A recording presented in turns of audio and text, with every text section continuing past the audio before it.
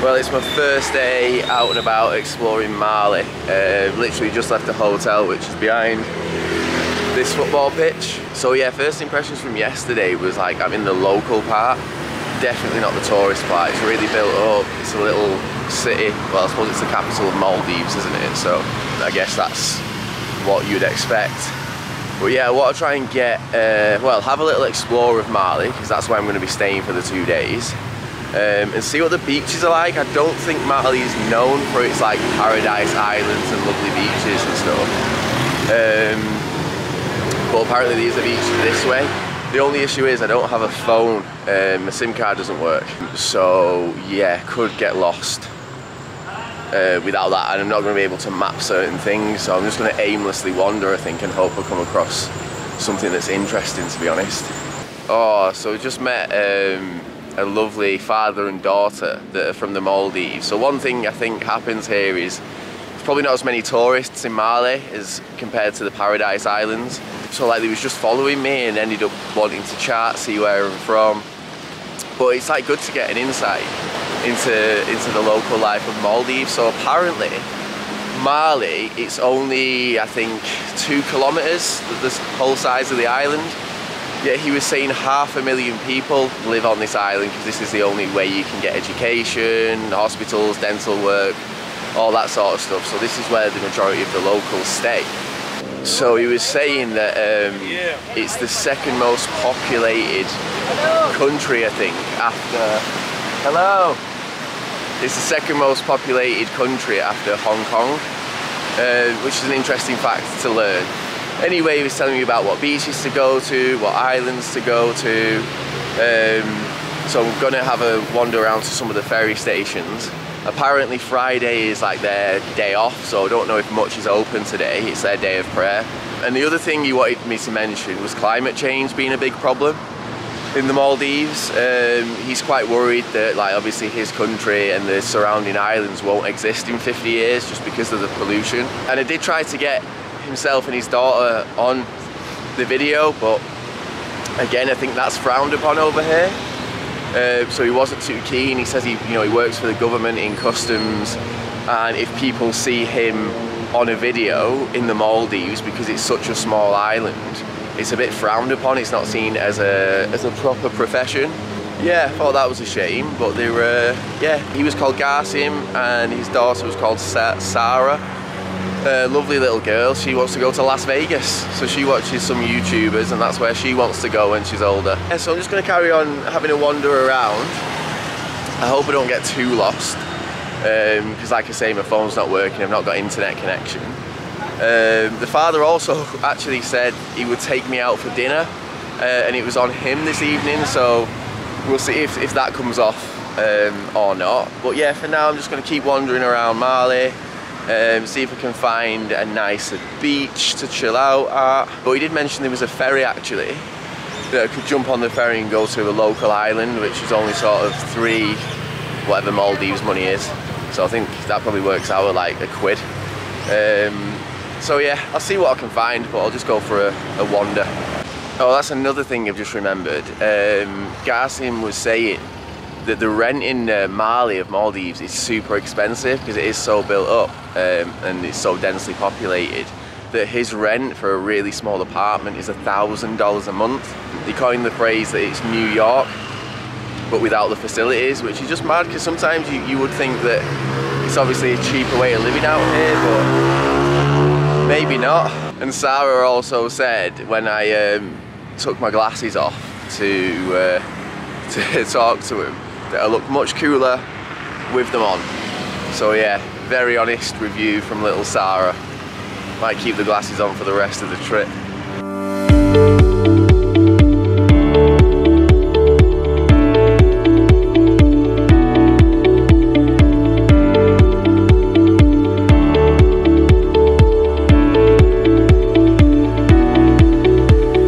Oh well, I've messed up a little bit here. I'm desperate for some food and a drink, but it's Friday prayer, so everything's like shut from 11 till 3, and it's 12 o'clock now, and I'm starving and I need a drink, so not too sure what to do here. Ah, bingo, I found a nice little food hall. I'm so sweaty, it's so hot here. But yeah, this is the food hall.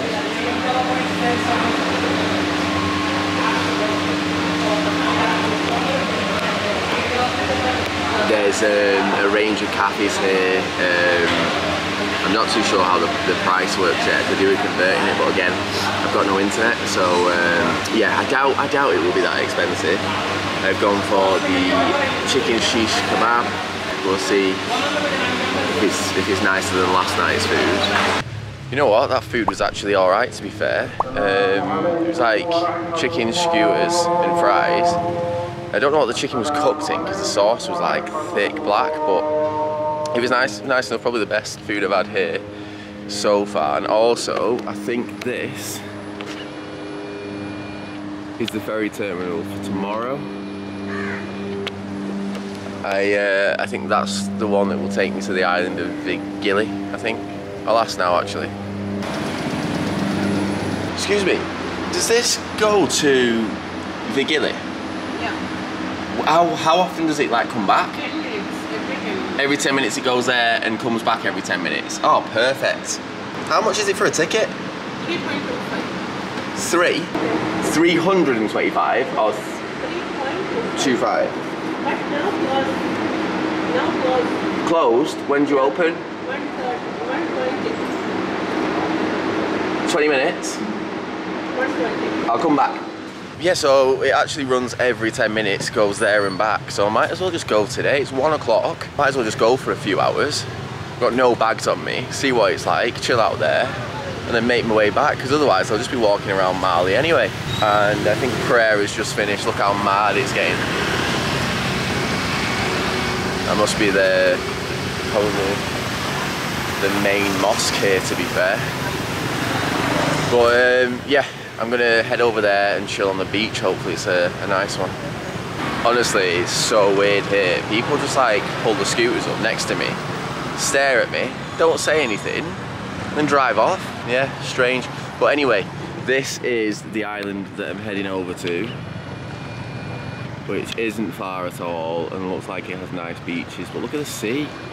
The sea's stunning, like super clear.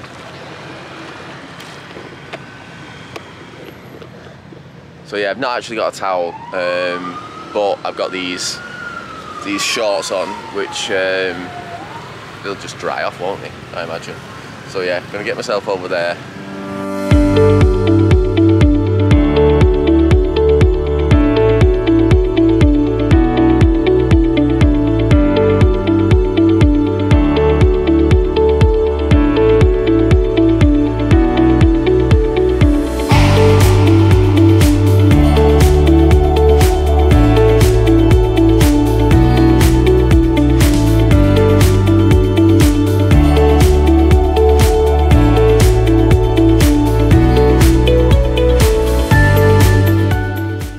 Just got off the boat at Villingili, just having a little wander around now, and it is a stunning little island, to be fair. Again, it still feels like very local and probably not like the tourist hotspots, I think, because it's so close to Mali. Either people live here or come across from Mali, so yeah, it's not giving me like the tourist vibes. But to say it cost about like £1 to get across, can't really complain. And as you can see, you know, it does look beautiful. So yeah, before I get in the city, I think I'm just going to continue having a little wander around the island, because they're not that big really. See what it looks like. Obviously you get a feel for how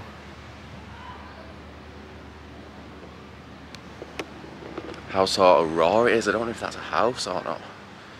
It doesn't look the best if so.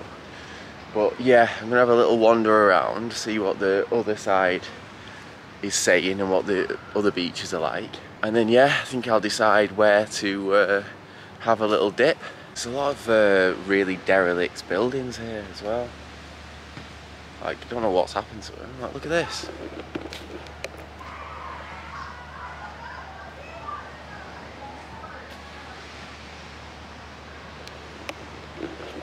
Yeah. Definitely doesn't feel touristy. It's pretty quiet. But yeah, we'll continue having a look round, see what I'll come across.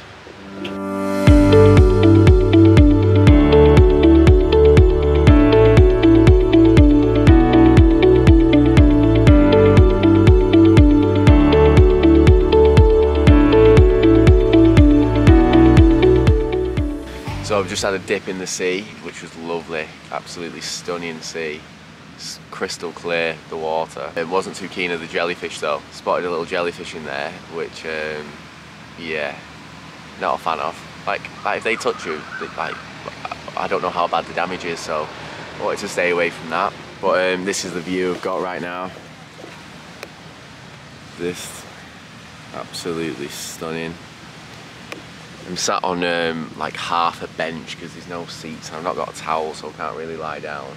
But yeah, I think I'm going to chill out for a bit here and then have a walk around the rest of the island, work my way back to the original beach, maybe chill there for a bit, and then get the boat back before it goes dark. I think that's the plan of action. So yeah, let's have a chill. Just walking around the other side of the island now, and it just makes you think how simple life is out here. You know, when you compare it to the UK and obviously corporate life, working your 9 till 5. People here just getting about on mopeds, sitting in the trees, chilling out. Like, to be fair, it is Friday, and Friday is their day of rest, I think. So that could be why. But like, yeah, it just seems super chilled over here. There's like not really anything going on. I don't know what anyone does for work here either, to be honest. Maybe they just live off the land and go swimming every day. I honestly don't know. Simple things, eh? The simple things. Oh, and a fun fact actually. This island apparently used to be a prison 30, 40 years ago. So I think everyone who went to prison just got sent to this island. And then obviously maybe 30, 40 years ago they changed that and turned it into, I guess, where people live now and where tourists go. Well, I say tourists, I've not seen any while I've been on it, but yeah, it's definitely not a prison anymore. Hello. Oh, could I just have a water, please? Do you sell water? Yes. Can I have a cold water? This side? I'll have that. And what chocolate should we have? Twix. And a Twix, please. How much, sorry? No. Thank you. Welcome. Hello. Hello. Jeez, you want to see the size of the bats in the Maldives? I thought those things only came out at night. Honestly, I've never seen anything. I've never seen a bat as big, not even at Chester Zoo. That thing was huge. I'll pop a little clip here of it. I caught it on my phone. Massive. You know what I've been thinking whilst walking around here? How, like, if you're born in one of these islands, how do you ever get off? Where's the opportunity to sort of, oh my god, look at this.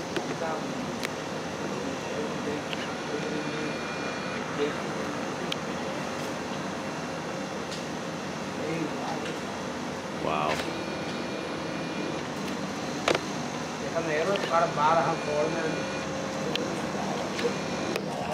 Well, that caught me mid-speech. But yeah, back to what I was saying. If you're born on one of these islands, where's the opportunity to grow? Like, if you want to go off and further yourself, where's the career path? And then I was thinking, imagine on all these remote islands around the world, how many amazing singers, athletes, that are coming from there but never see the light of day just because they've not had the opportunity as children or the training. Yeah, sometimes I think we take for granted what we've got at our disposal in the Western world, in a way. Like, from the UK, you've got all the opportunities that you could ever need, yet we'll find excuses as to why we can't do stuff when everything is literally at our fingertips. Yeah, just food for thought, really. Makes you think a little bit, doesn't it? We have so much at our disposal, yet we'll still find our own excuses, or we're too tired, or the weather's not right, or whatever. Whereas here, you know, if you want a good education, good career, I imagine you've got to go elsewhere. And at the same time, can you? Are you allowed to? Like, I don't know what the freedom of movement is like for people from the Maldives. But yeah, anyway, that's just what I've been thinking whilst walking around. And I think it's because it's quite a bit of poverty here, and you look at like the standard of living and stuff, it's poles apart.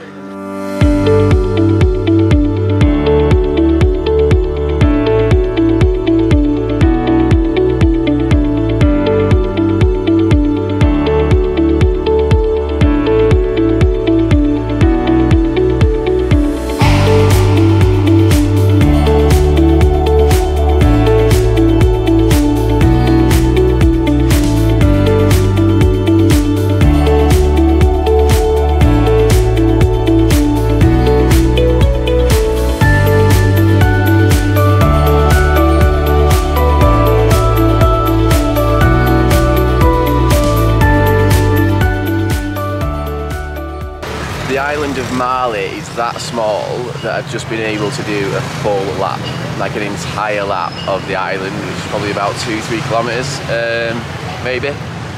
So yeah, this is actually where I arrived yesterday when I got the boat from the airport. And I remember jumping in a taxi right here for the shortest ride ever. Like, I definitely did not need a taxi, but at the time I had no internet, and I still don't have any internet, but for some reason my maps work, so that's really all I need. I needed the internet for anyway. So yeah, now I can like properly get around Mali and see what I want to see. We're all good. So yeah, I've done a full lap of Mali and a full lap of, I forget the name, Villingili or whatever, the other islands that we just went on. I keep forgetting the name, can't remember it.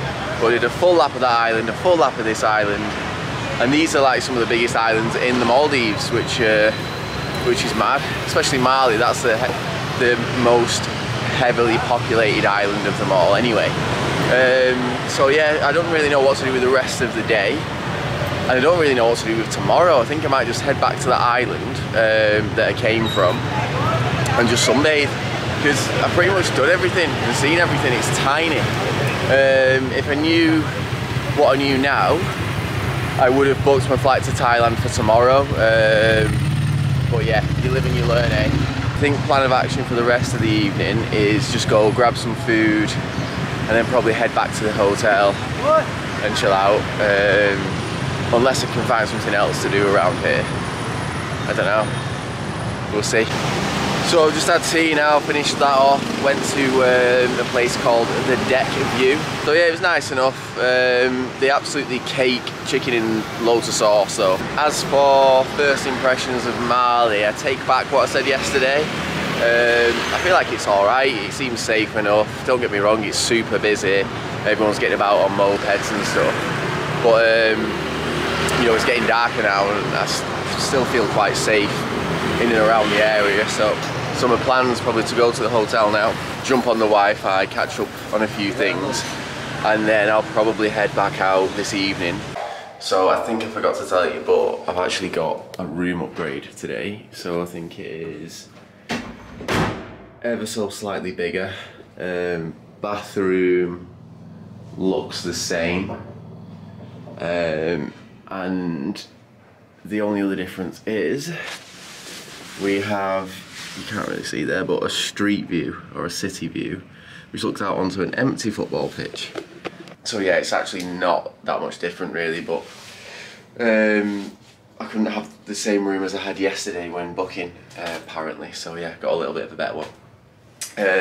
But yeah, I'm going to get changed, I think, freshen up, because I'm just looking to state, and head out, I think, a bit later on, just have a wander and see what like the nightlife is saying in Mali. Like, what is there to do? Is there anywhere to go? So yeah, I'm gonna get a shower, chill out for a bit, and then head back out into Mali. It's mega busy. Yeah, the roads in Mali are so busy. It's heavily populated. It's giving me Istanbul vibes. Could be even worse than Istanbul, to be fair. Obviously it's a much smaller island, but there's a lot of people on it, so yeah, super busy. Anyway, I'm just heading out to meet up with a guy that I met this morning. Gonna go and have a drink with him, if I can find the place. Yeah, gonna head to somewhere and have a drink with him. Probably only have one and then head back and call it a night from there.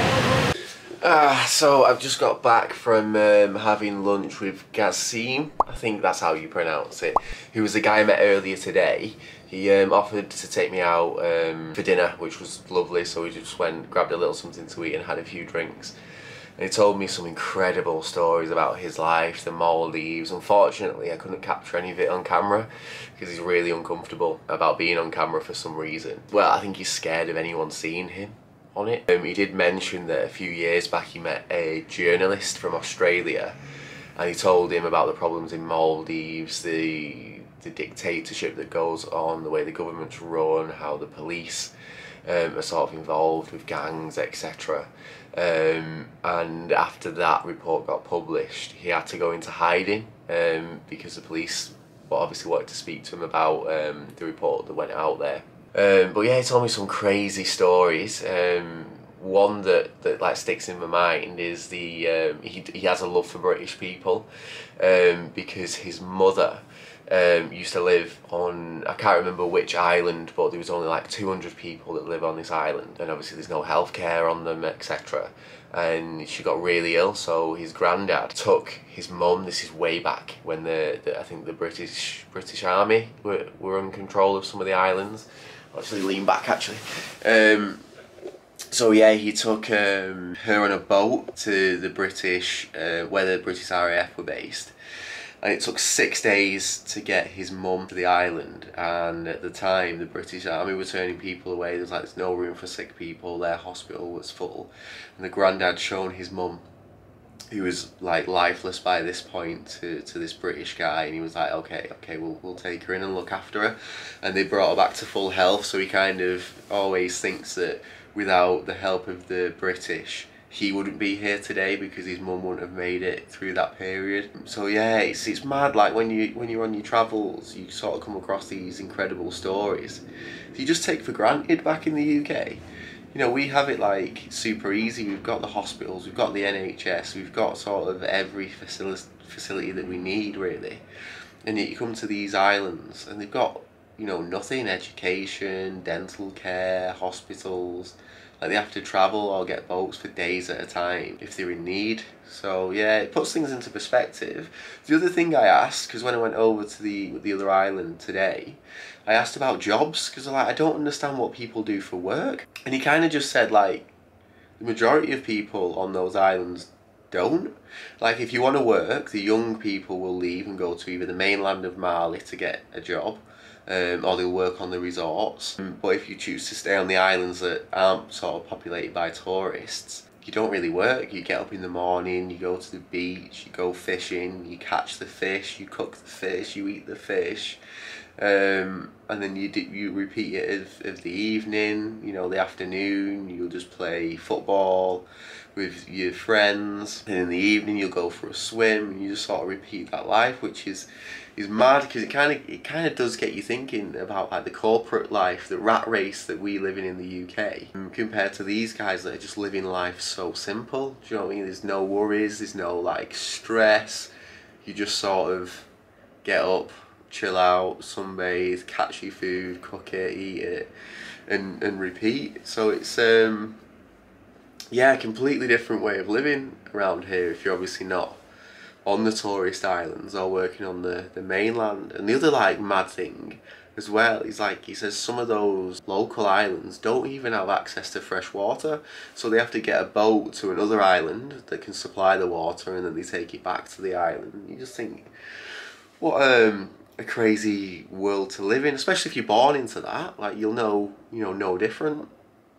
But yeah, it's like, to be honest, some of his stories went on, and I don't want to ramble on about it, but yeah, I had a really amazing evening with that guy. Kassim was really wholesome, genuine character, and it is great to meet these sort of people on your travels. Like recently I've been on my own quite a lot, and it does get lonely, so the fact that, you know, this guy's took me out, shared his stories with me, bought dinner, had a drink with the guy, told me all about his family life, how he got into problems with debt, and how going to those real dark lows sort of turned him into who he is today. And it didn't turn him into a bitter person. It's, you know, it's turned him into someone better who gives back. And he was saying even today, out of his monthly salary, he always gives money to someone else who's in need. So yeah, what a guy, quite the inspiration. And I'm really glad I met him. But yeah, so anyway, I'm back at the hotel now. It is 11:20, so I'm probably going to try and get to bed. And I'm thinking tomorrow I will move hotels somewhere cheaper for my final night. And then yeah, on Sunday off to Thailand. So yeah, I'm going to say good night now. I've been rambling for 6 minutes and 30 seconds here. So yeah, I'm going to cut the video here for today, say good night, and I'll catch you all tomorrow.